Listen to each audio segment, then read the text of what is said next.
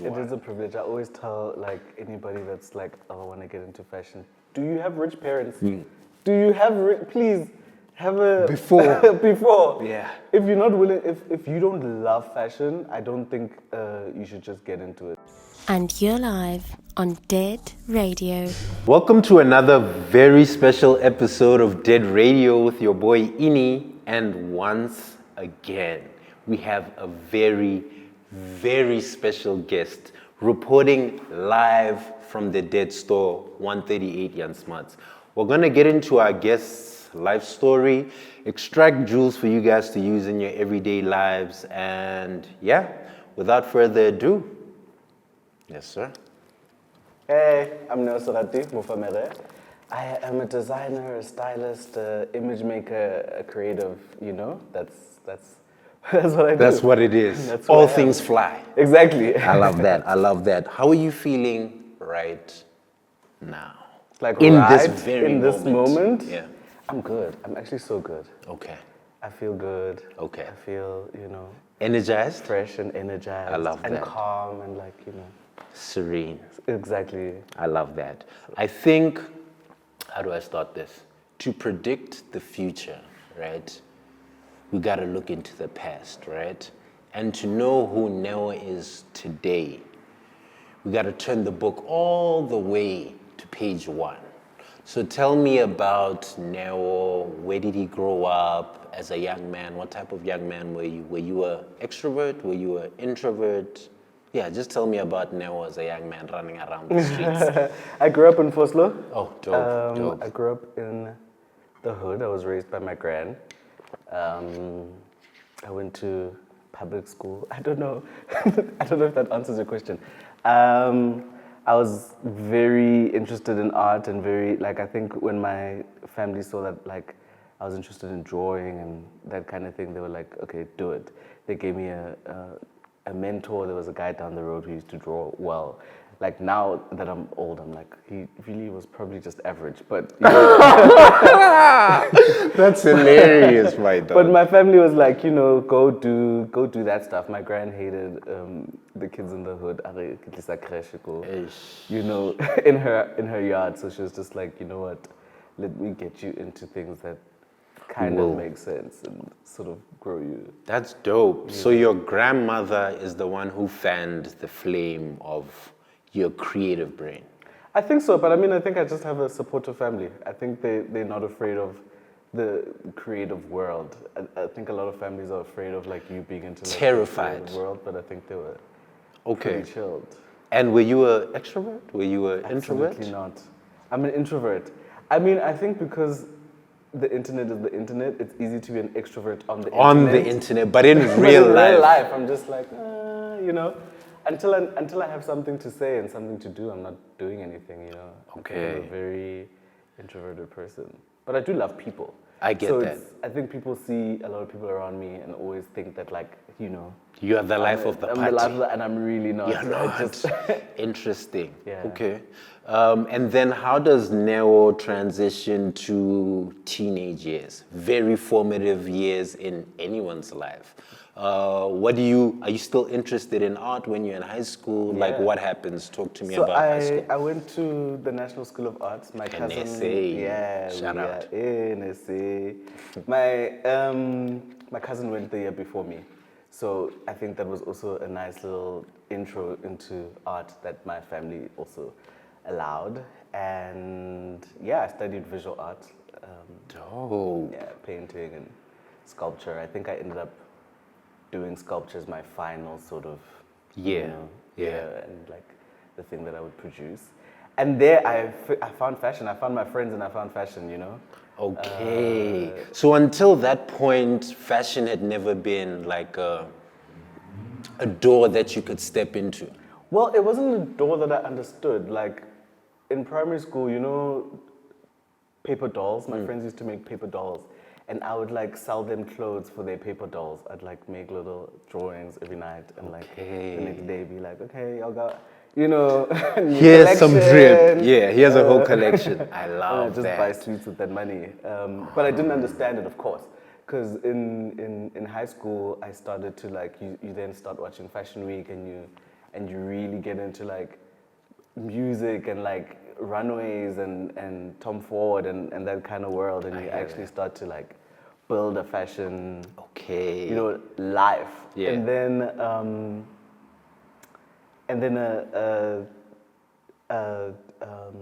Lebu, I remember her name is Lebu. She's a writer and a poet. Shout out to Lebu. Yeah, Shout out to her. she brought like Gert Johan to our school before it was Gert Johan, you know, and she did like a fashion show. And I was like, yep. This is it. That's what I want to do. So all the fine art, drawing, that all fell away. No, of course not. I actually did want to study maybe art, but I'm so afraid of being broke. I was so afraid of being broke. I was like, I obviously didn't know that like the art world is... It's legit, but legit. that's why black parents are so afraid of encouraging their kids to pursue those, because especially in a time with like social media, we think that anyone and everyone is a success in the creative space. Yeah. But when you actually find out, you realize that, oh no, that's actually the top 10%. Yeah. And then there's millions of people who never actually manifest their dreams. Exactly, it's the difference between like fame and actual success, because a lot of people are famous, a lot of people are popular, but a lot of people don't know how to run a business. Exactly. You know? Exactly. Exactly. Okay. So the end of high school, right? You've had all of these artistic, what can I say, forms of inspiration. What's your perspective on career path at that time? Like, what are you thinking after I leave high school? This is the path I'm going to take. I don't even think that I'm like a person that plans the long run, you know? I'm normally just dealing with my current feelings. So I just didn't want to go to like a normal school. Okay. I wanted to go to Lysof. I literally found Lysof and I was like, I don't want to write that entrance exam. She went to Lysof, Oh, actually. really? Hey. Well, it was something else, right? Stadio, probably. Yeah, well. Yeah, so I just wanted to go to Lysof. A friend of mine had sort of spoken about it, and my research was telling me like that's the best school to go be a designer. Fashion, yeah. So I went to Lysof, and then I ended up here. How was going to Lysof, right? Because I always find that people in different industries who aren't necessarily traditionally trained succeed further and greater than people who are traditionally trained. Am I right in my thinking? So.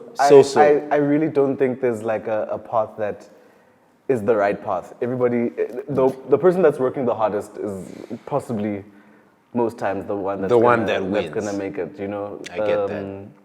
So sometimes going to school works out perfectly for you. Sometimes going to school doesn't work out at all, Yeah, you know. I think it all depends on how much you're learning. And I think you can go to school and you can have a degree and still learn nothing, if that That's makes true. sense, you That's know? true. There are a lot of people walking around with degrees and that don't know how to, you know, and I think the difference is integration, like making sure that you're actually playing around with fashion.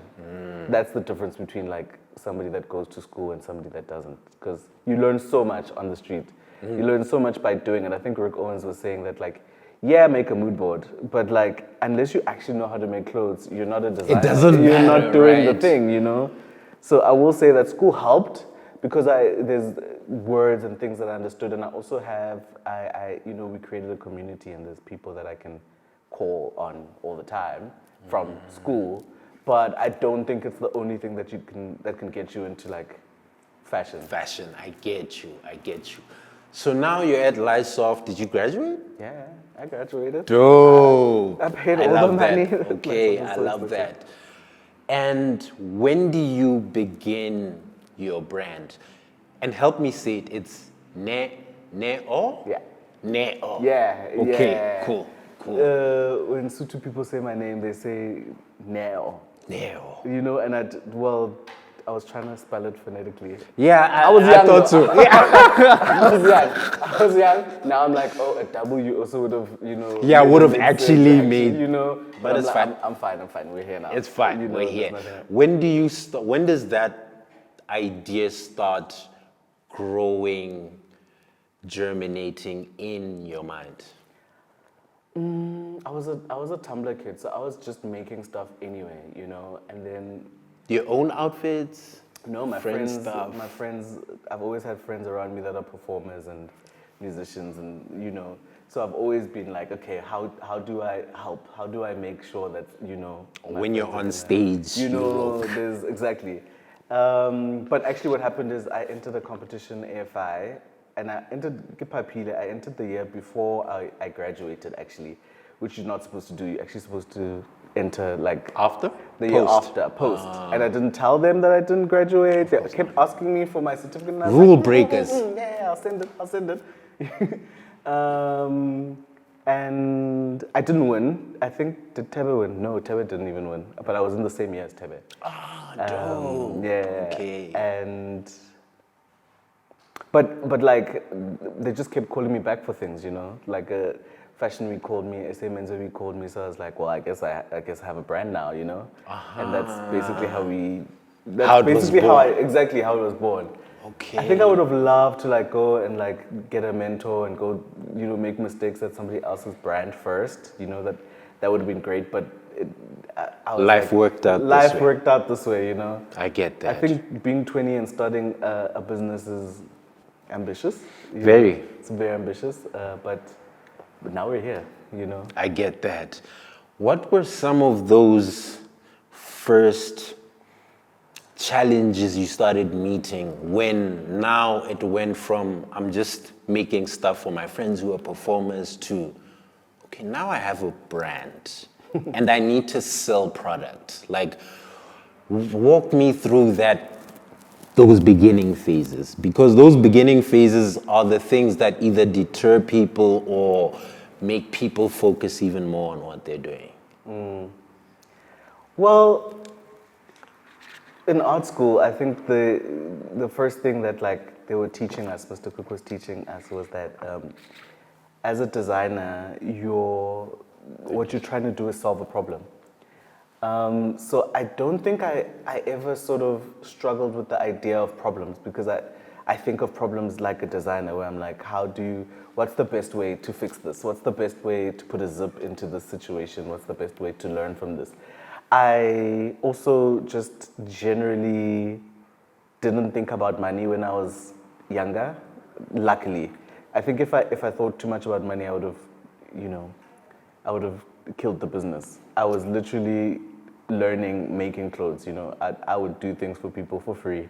I would like allow them to just pay the fabric, pay the material, and I'll do. So just the costs. Just the costs, So I to answer your question, there were lots of problems, but I don't think I thought of them as problems. I was also willing to just work, That is the best mind state to have, and that's how engineers think, right? Because you're a creative engineer, basically. I mean, you engineer garments, right? Because there are no problems, only opportunities. You know what I mean? I mean? I hear you.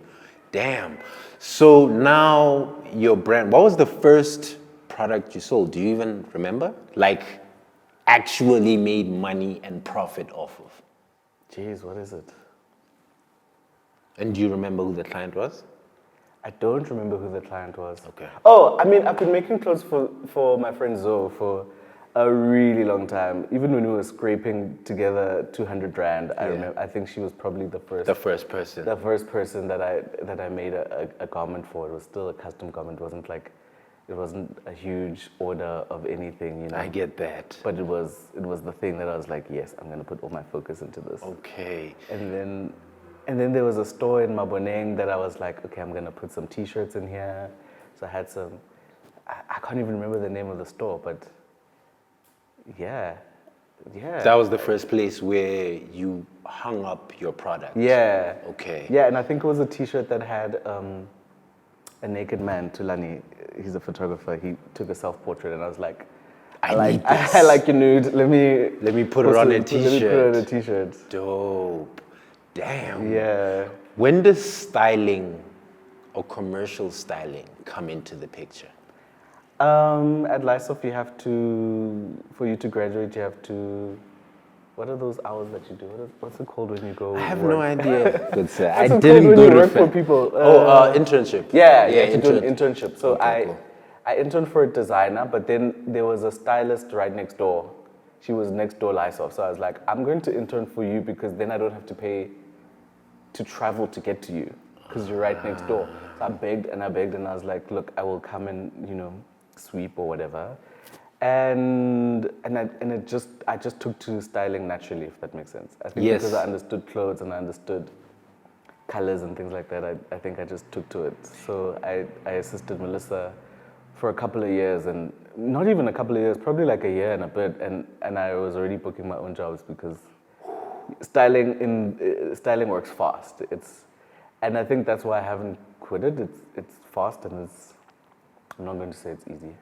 That's not the right word to use, but it's definitely, What do you enjoy more?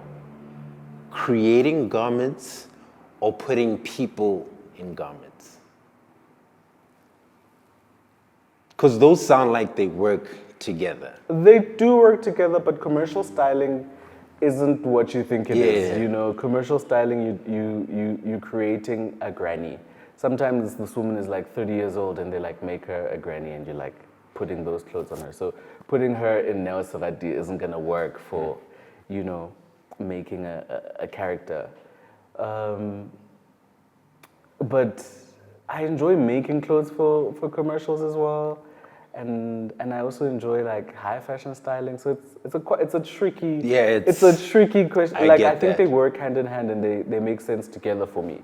I think if I didn't do one, I wouldn't do the other. Styling for me has also helped my business in that like I'm not desperate to make a profit from my business. Or I wasn't desperate to make a profit from my business. Because the styling was like feeding me, So I was allowed to like not make things that I didn't want to make, if that makes sense. Yes. Because it's done that for me, I don't think I'd ever, leave one for the other in totality because, and also when you're a stylist, you get to work with other designers' work and you get to actually create a community and actually like experience people and the things that they do and their buildings and their spaces. So I don't know if I would quit styling. I get that. Damn. Yeah, because now that the styling was feeding you, you didn't have to put pressure on the brand. Exactly. Because a lot of designers who are also stylists or who aren't stylists and just designers, they put a lot of pressure on the brand and then they end up making a lot of fast fashion. Exactly. Right? Because you're trying to meet demand. Yeah, and you're the market. trying to just make your and that's when I think you make a lot of mistakes because you're so desperate to pay your rent at the end of the month that you're making whatever. You're making whatever, and you're not really like taking the time to be like, oh, I like this, I don't like this. This is how I want to work with a client. This is the ready to wear that I want to make. So I think I've really had the time to, and I think it's important to take your time. I think it's important to go work retail, to go work at a restaurant, to go work somewhere where like it's not going to put pressure on your art, because when you start to do that, you kind of work in sort of this crazy way where like you're not thinking, you're not even inspired. You know what I mean? Because yeah, rent at the end of the month. That one. Yeah. Yeah, any creative will tell you about rent. They know that very well. It's tough. It's tough being a creative because like you could literally make 800,000 in a week, and then for 3 months, nothing. Nothing. Yeah, like So it's yeah. It's tricky. It's tricky, and that's why I've liked styling, because there's a balance, there's an order, and it's somebody else's money as well. Like they give you a budget, they're telling you what you can do in that budget, and then you work within that budget. Then when it's your own money, you're like, yes, I will add more, and then And you're like, shit. Yeah. The budget. You know what I mean? I hear that. Okay, the most important question I'm gonna ask you today: The age-old question. Are you born with style? Or is style something that you learn? Because I mean, every person with style will tell you, you're born with this. Yeah. It's in the lineage. No, it's definitely not. I don't agree with that. I think you still. You can learn I style. think you can learn style, and I think you should learn style. I think you should be. Nobody really makes magazines anymore, but I think you should be consuming fashion. You should be like, taking it all in, reading as much as you can read, watching the YouTubes. If you have the money, get onto the pay stacks and just like see and view everything that you can view, because that teaches you, and it teaches you like, oh, I like this, oh, I don't like this, oh, this is how you put this and this together. I mean, I do think that there's certain people who have like a natural sort of swagger and ease about them and taste, but I definitely think it's still learned from somewhere. They probably didn't realize when they were learning it. Is the thing. I get that. They're probably watching movies and subconscious. And subconsciously taking all of that in. They just didn't realize, so they just think it's natural. But I think it's, I think you can learn style. Yeah. I've never believed in that saying ever. It's such an elitist statement. It's like you can't have access to style. Yeah. I mean, although I understand, because like artists always try to have an elitism about them, because Art is elitist. It is. It is. It is. It is, because like somebody needs to say who's in and who's not in, and that's a bit unfair, because I think you can literally just learn it. I get that. Yeah. How long does it usually take from idea to final garment for you? This is where styling has ruined me. It has ruined me, because styling is very quick, very fast. You can get a job on Monday, and then they're saying we're shooting on Wednesday. You're not gonna say no, because rent is due. Yeah. So I've learned that sometimes make it in a day. Sometimes, if it's for today, we will make that thing today. And I started by saying that, like, you're a creative, so use some of those, use some powers. of that skill. You know? Those powers. But ideally you'd want at least a week. To figure out, like, from idea to. Yeah, but I really just feel like when you have that thought and you have that tingling, just like do it. Just like create that day. If you can create that day, just create that day. Do you work based off of inspiration, or do you work off of schedule? Like, is it, because being a creative person is tricky, right? Because when you're inspired, you want to make things now, right? But we live in a capitalist world. We run businesses, and those require day in, day out work.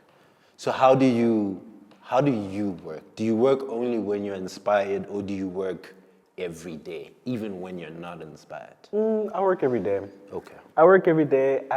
I sometimes struggle to explain to people what I'm doing, because sometimes you're literally sitting on the couch consuming, and like people don't think you're working, but like sometimes you're just like literally on Instagram for the day and just being like, okay, I now understand what's on the street, what people are thinking about, what the conversation is. So I will say that I work every single day. I love that. I've got a screenshot from every day.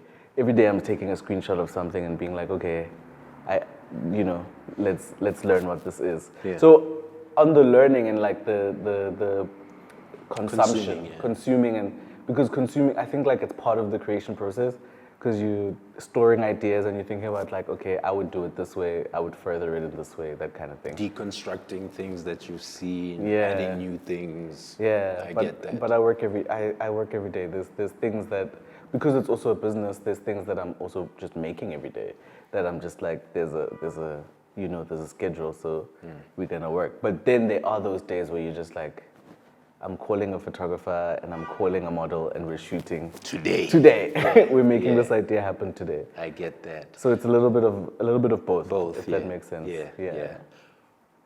How do you pour back into your own cup, right?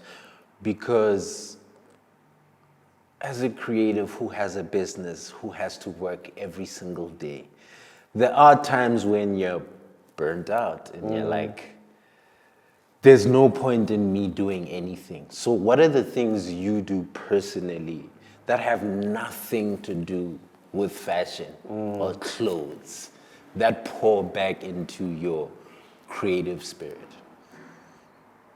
That's a tough one. I mean, I think for me, I've learned to do those kinds of things every day. I think like taking care of yourself like all the time just helps with your psyche. I've seen people sort of fall apart in this industry, you know. I've seen, because it's a tough industry. I know we're cute, but wow, it's a little bit, it's very, very tough. And I think like you can give yourself to your vices very easily in this industry. So I try my best to make sure that every day I'm going for a walk and I'm listening to music and I'm, cooking and for me it's those everyday things that like actually, and I'm not on my phone while I'm doing them. I'm just like, I'm gonna do what I'm doing and I'm gonna be present. Presence. You know what I mean? Presence. Yeah. People aren't present at all. No, we're running, especially in Joburg and the cities that we're running. We're so nervous of like, the fall of capitalism that none of us are catching our breath. None of us are like, okay, like, but who am I in this situation? Who am I? How do I feel right now? Yeah. It was good that you asked that because ground yourself. It always like brings people Yeah. to the exact moment that you're in. Because we're always like, okay, I have to do this tomorrow. This happened yesterday. It's Yeah. like you're never in the present. And you have to be present. You have to call yourself towards yourself and remember why you do things and remember the way that you want to present yourself, the energy that you want to walk into a room in, I So get that. If I don't do those things every day, I'll forget them, So it's not a holiday for me. I don't like, it's not this momentous thing where I go and I draw from something just this one time. I get that. And if we do go on holiday, then we go on holiday, And we can be present on Yeah, holiday. and we can also I be get present that. on holiday. I get that. You spoke of capitalism, right? Speak to me about your latest collection. Yeah. Money Likes Me. I love the name. Deconstruct it for me from an idea perspective. Like, There's this interview that Kanye Bao, I think Kanye Bao is like one of the most entertaining people on the planet. Legend. Because she's this girl from the hood who understands capitalism and understands needing to get her needs met, wanting to get her needs met, and wanting them in the way that she wants them, She's not willing to say like, oh, I'm okay with a Toyota Corolla. Toyota Corollas are cool if you have a Toyota Corolla. I want, Lamborghini. I want a Lamborghini. Yeah. But the process of getting there is not easy, It's not. It's a tough one. We got our bruises, we've got our battle scars, and I think just that juxtaposition of like, I am fucking fabulous, but getting there is, It's tough. It could eat you alive. It most likely will. And it most likely will. And it most likely will. That's the thing about capitalism. It doesn't care about human beings. No. At all. Not at all. It only cares about capital. That's it. Exactly. And being a black person working in this system, coming from the cultures that we come from, our cultures don't actually gel with capitalism. No. Even Christianity doesn't gel with capitalism. At all.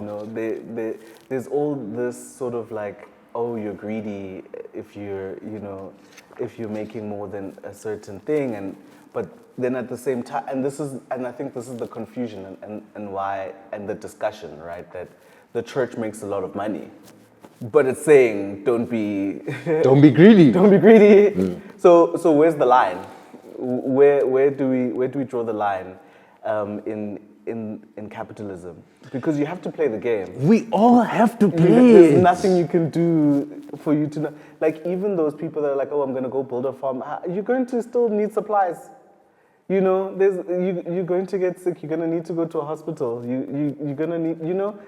It's the trick of capitalism, and it's sort of also seeing that, like, I think we are now starting to realize capitalism and see it and be like, okay, how do I play my role in capitalism? Because if I'm gonna play, can I play at least in according to me? I think the other thing is that, like, the other question here that I have as, like, South African youth is that, like, now that we have all this freedom, what are we doing with it? Like, you're not held by anything or anyone. What are you doing with it? The shackles are in Yeah. our minds. They're not physical shackles anymore. I don't know. I like the name of the collection, which is why I wanted us to, like, speak about it, because none of us as youth have these answers, right? But these are the conversations that we need to have of, okay, we're all operating in capitalism. How do we work as a community so that capitalism doesn't eat us? Yeah. You know what I mean? Yeah. We're in control of the capital. It's Yes. not in control of us. You know what I mean? Especially in a time where people worship money. Mm-hmm. Money is the god of the time that we're living in. And it's very sad. It is You know very what I mean? sad. But I need the money. But you need the I money. need the money. Money, fame, celebrity. Everybody wants to be, a TikTok celebrity right now. Why? Why do you feel like you need to for people to know you when you walk into the room? Is it, and those are all the questions. Like, I'm gonna make a product. Who am I making it for if my brother can't afford it? Who's it for? But of course, capitalism. I'm trying to make a luxury product. You know what I mean? It is what it is. Sorry. It is what it is. Oh, you can't afford it? Someone else. Somebody else will. You get me? And I think that's when the term, like, money likes me. I'm gonna go buy the product. I'm going. It's a mantra. You right? know what I mean? It's Yes. a mantra. Yes. Exactly. Yes. I'm deciding on the life that I want to live. So are you gonna decide on the life that you want to live? Yeah. Or are you going to just, like, be a zombie and allow the world to eat you up? It's tough, man. And it's a tough one. Yeah, it's a very tough one because, like, being a successful creative person is a privilege. It is. It's a really big privilege because most people have to go and work their 9-to-5s that they don't even like, for a boss that they don't even like, to pay for a house that they don't even like. Yeah. You get me? Yeah. Yeah. It And for you as a creative person to wake up and be like, hey, I have this idea that I've been thinking about. Let me go and make it and then earn money off of it is a privilege. It is a privilege. A huge one. It is a privilege. I always tell, like, anybody that's like, oh, I want to get into fashion. Do you have rich parents? Do you have please have a before. Yeah. If you're not willing, if you don't love fashion, I don't think you should just get into it. If you don't love the creative field that you're trying to get into it, don't do it, because it will eat you up.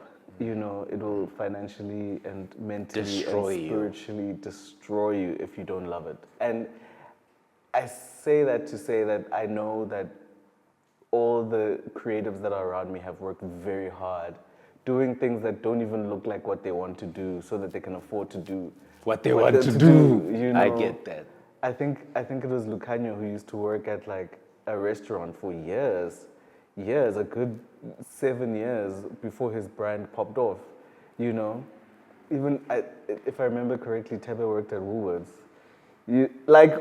Girl, we've been doing it. You know. Do you have the grit to be resilient? You know, when things aren't working, 2 years, 3 years, 4 years. Yes. That's the thing. But that's and you say 3 years, 4 years. Sometimes it's 10 years. Oh, Sometimes it's 20 years. You know, I think Vera Wang started her brand after like a good 30 years of working for somebody. Are you willing to do that? And that's why I'm saying you must love what you do, else it's going to eat you up. It's going to eat you up. I get that. Do you care about awards? Like No. winning awards, like does that still hold value? No, I think the more that you make work, the more you realize the people that you have in the room are, well, for me, that's the award, you know, having people actually in the room, actually finishing a garment, actually making somebody feel a certain way in that garment or in that photo, in that, you know, and even experiencing people change their mind about themselves is so rewarding. That like when somebody comes and they're like, oh, you're the, you know, best stylist of the year, you're like, Great. nice. unless my paycheck is getting bigger, you know, it means nothing. So I mean, awards are nice because of you know, image, recognition. not recognition. Not really. No, Okay. because from this is your what I'm peers? saying, that like the people that are booking you are recognizing you. You know what I'm saying? Like, you can be winning awards and not be booked. Book me. Pay me for the work that you love, you know. Love the work. Come and you know, tell me that like I've got 2,000 rand, can I pay 2,000 rand until I get to the 10,000 rand, you know. That for me is the recognition. Okay. You know, Yeah. I don't know if that makes No, I sense. get exactly what you're saying because the awards and all, it's fake, it's Although not real. maybe I'm saying this from a place of privilege. You know, maybe if I hadn't gotten some of these awards, I'd still be like, oh, why aren't I getting the award? I think now I'm talking as like afterwards, and I appreciate them. I've worked hard, you know, but I'm also just like, yeah, but are you still being booked? You know, are you booking capitalism? This goes back to like, you know, capitalism. But yeah, it's. I think for me the recognition is the man on the street, you know. Yeah. What's the most satisfying thing about creating garments for you? Is it seeing someone wearing something that was in your head? Or is it the money? What is the thing that strokes your ego in terms of design?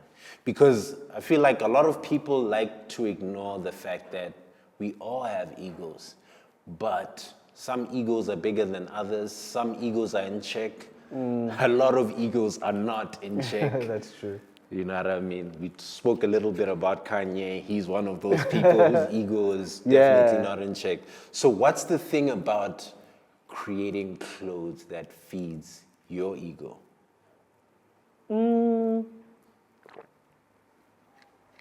Yeah, again, I think it's just like when you see that person become the person they've imagined, you know. And sometimes, I think because I also work with a lot of like cis straight men sometimes, and I'll put them in a skirt, it's also so entertaining to see them allow themselves to be somebody else and allow themselves and their idea of themselves to change, because the clothes that you wear create part of you, you know. So it's really entertaining and really gratifying to see those people become those people, you know. I hear that. Also be gorgeous, be hot, you know. Be hot, my dog. I love that. You know. I love that. Speak to me about upcycling and why that seems to be a pillar in your brand? Why upcycling? Well, I think being a young creative made me very resourceful, you know. So before upcycling was upcycling, we were all upcycling anyway. We were thrifting before thrifting was Before thrifting was a thing. You know, before thrifting was a thing. Like we were going to Dunusa and buying 5 rand garments before the party. You know, I Thanks. wasn't buying thrift for 250. And when you thrift, the cut of the pants, You know, you're like, you're I learning- can't buy this at any mall. Exactly. Exactly. You can't make that up. Yeah. You can't make that like history and that feel and that texture. You can't make it up. So there's certain things that upcycling is and isn't. And what I enjoy is making something last, making something sustainable. Like, it's a sustainability check. Like, how long do these pieces survive? You know, can you give life to something else? Yeah. Can you do things at a really cheap rate? Not cheap rate, but like at a rate where you're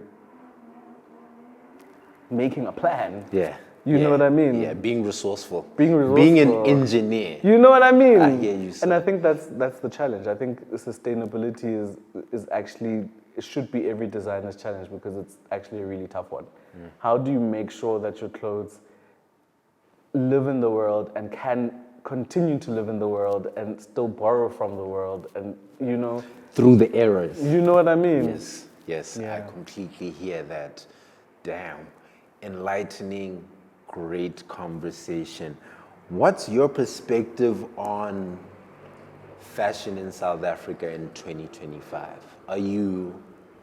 I'm not saying call out any names at all, please don't. Are you happy with the output, the different brands? Like, just what's your general perspective on fashion in South Africa in 2025? I think fashion in South Africa in 2025 is at an exciting place. I think there's been a lot of streetwear brands, and now they are learning how to be household names. You know, I think there's a lot of fashion brands that are coming out with ideas and thoughts. I think there's a lot of what's it called? What's the other Gauni kind of that are teaching people about luxury and how things are made, and how and learning how to make things really well. So I think we're in a good place. I think we're still in a very young place. I still think that the business of fashion has to be studied and recognized. The business of fashion in South Africa still has to be studied and recognized. But I think the seed is there, you know. Yeah. The seed of archiving is there. The seed of like, where do these clothes come from? And I think it's also really gratifying to see that the rooms are getting bigger. It's not just the designer that's being recognized or seen. I think people are learning that like businesses need a bunch of different things. We can't all be Beyonce. Beyonce needs the backup dancers and the band and the, you know, and the stage management backstage. And I think we're finally at a place where people are willing to do the other things. They're willing to do the collecting of the garment and the opening of the store, and because those things are all important and can't be done by one person. So it's really, really nice to see, you know, Where people. we are. Yeah. I love that. We're growing our feet, and our feet are, you know. We'll get there. We'll get there. There's things that I still don't like, but you know, I think as long as we're moving, That's all that matters. We're in the right place. Damn, this has been an incredible conversation. And as we're winding down, right, I need your last piece of advice to a kid right now who probably started drawing just like you and is in high school or is in university or works a 9-to-5, has this creative fire inside them, but they're terrified to go out into the world and chase their dreams. What's your last piece of advice to that person? That's a tough question. It is, because Advice isn't a one size fits all. Exactly. Everyone's path is different. But I mean, there are going to be kids who are going to be watching this and they're going to be like, I relate to Neo's story. What would you say to that person? I think what I'd say is like invest in it. Invest in it. Learn about it. Love it.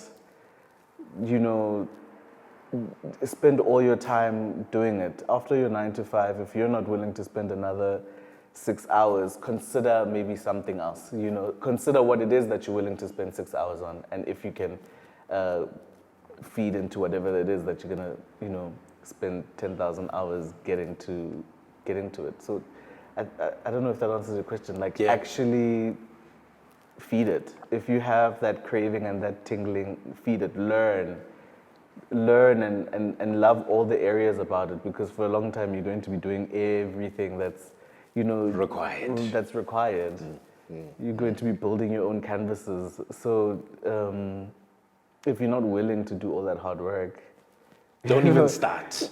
Think about something else. Think about something else. And you know, we don't all have the same journey, but like, if you're not willing to suffer, suffer and pain. You know, if you're not willing to endure pain and enjoy the pain, I think you also have to be willing to like sit there and just be like, I'm going to enjoy the process. I'm going to enjoy these years of not being paid. I'm going to enjoy them, learn and see and record it and archive it, and it will be part of your story one day. So enjoy it, you know? Enjoy the sketching. So, yeah. I love that. Thank you so much for your time, good sir. Touch my blood.